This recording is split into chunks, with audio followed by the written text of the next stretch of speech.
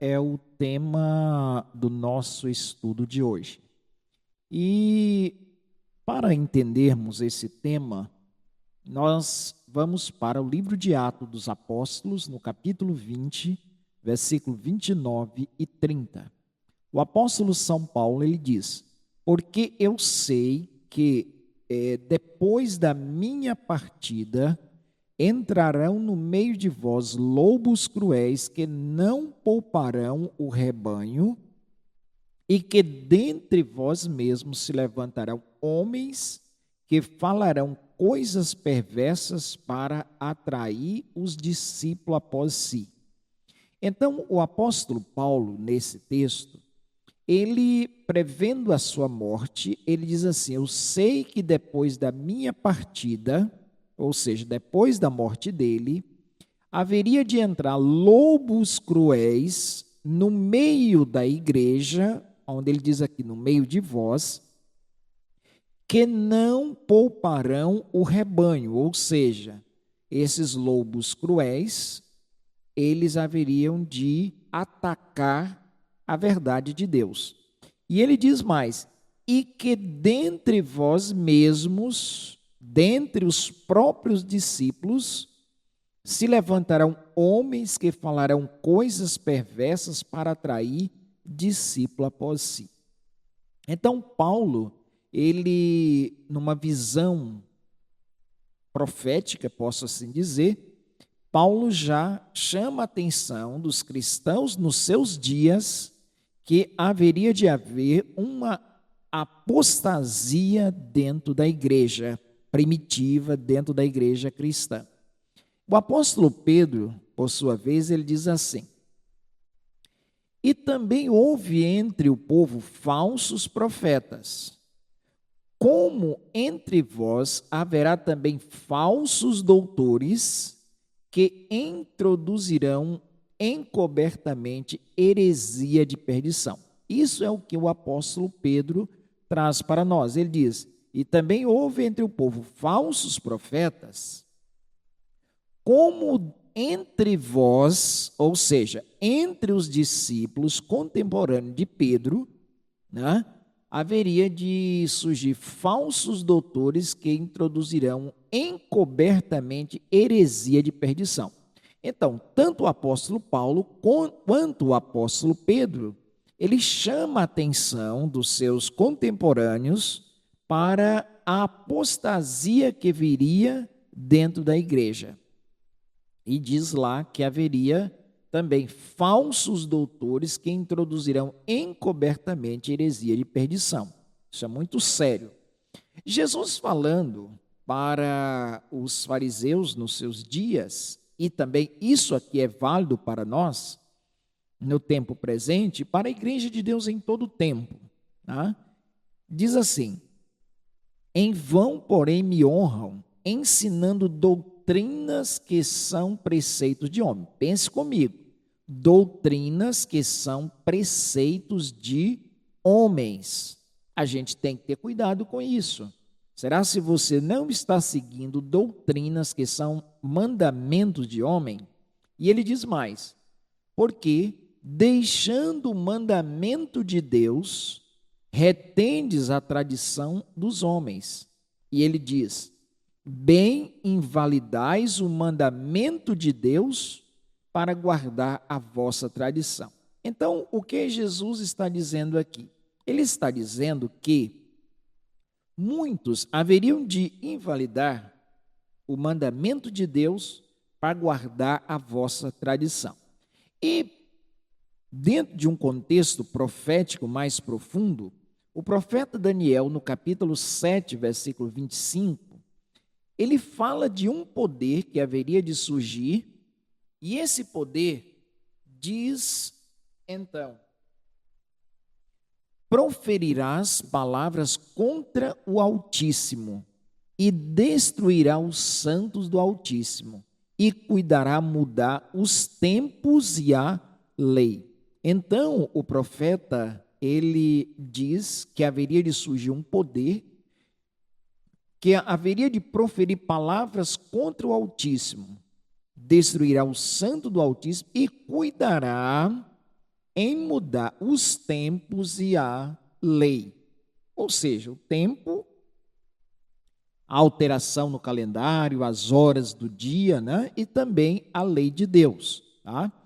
E quando nós vamos para o contexto histórico, nós encontramos que no ano 321 depois de Cristo, o imperador Constantino decreta o domingo como dia de descanso civil. Então, veja só. Em base de que Constantino faz esse decreto? Porque aqueles cristãos que Paulo e Pedro afirmaram que haveriam de apostatar, eles já começaram a introduzir a guarda do domingo. No século IV, então, o que acontece? O imperador Constantino, ele se converte à igreja romana, que havia se apostatado da fé, haveria mudado o mandamento de Deus, e então Constantino, quando ele se converte ao cristianismo, ele diz assim: no venerável dia do sol, que os magistrados e o povo residente na cidade descansem e todas as suas oficinas sejam fechadas.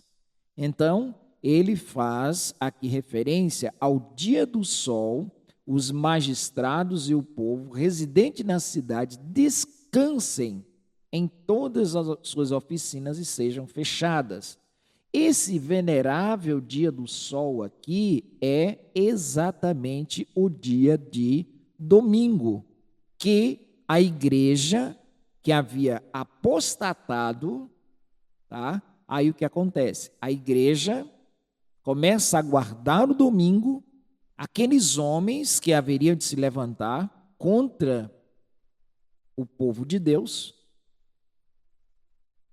eles defendem a guarda do domingo e Constantino faz então um decreto civil, né, adequando as leis romanas para adequar ao cristianismo corrompido. Tá? Isso aqui está no Código de Justiniano, no livro 3. E aí o que acontece? No ano 364 depois de Cristo, no Concílio de Laodiceia, você pode procurar aí esses livros na internet que você vai encontrar.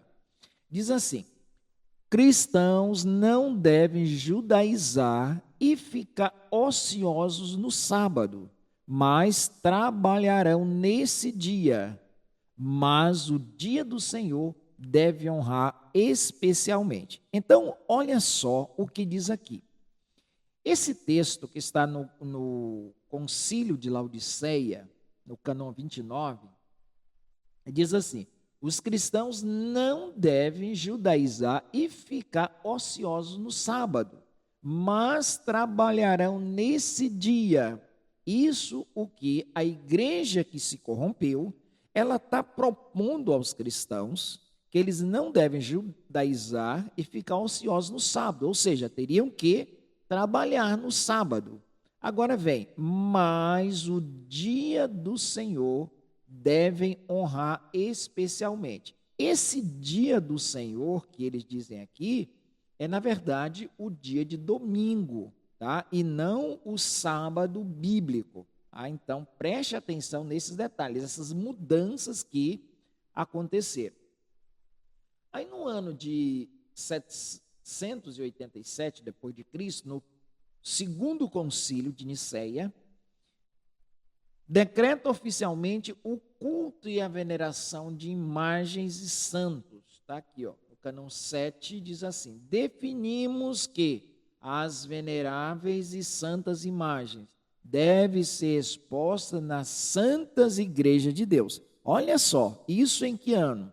No ano de 787, justamente cumprindo aquilo que os apóstolos disseram: no meio de vós levantarão homens que não pouparão o rebanho. Mudaram o sábado, colocaram o domingo, e agora implanta a adoração de imagens.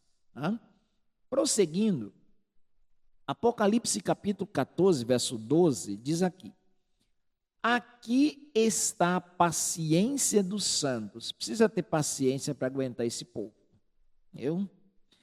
Aqui, disse o apóstolo, estão os que guardam os mandamentos de Deus e a fé em Jesus. Aqui estão os que guardam os mandamentos de Deus e não tradição de homens. Tá? E aqui, Apocalipse capítulo 18, verso 4, diz assim: e ouvi outra voz do céu que dizia: sai dela, povo meu, para que não sejas participante dos seus pecados e para que não incorra nas suas pragas. Se você ler o contexto de Apocalipse 18, você vai encontrar um chamado para sair de Babilônia, dessa confusão religiosa que está aí no mundo.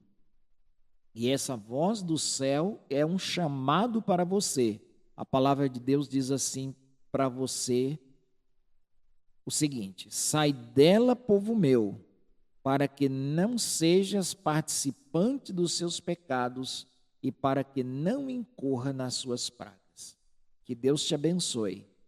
Que o Espírito Santo te faça entender esta mensagem em nome de Jesus.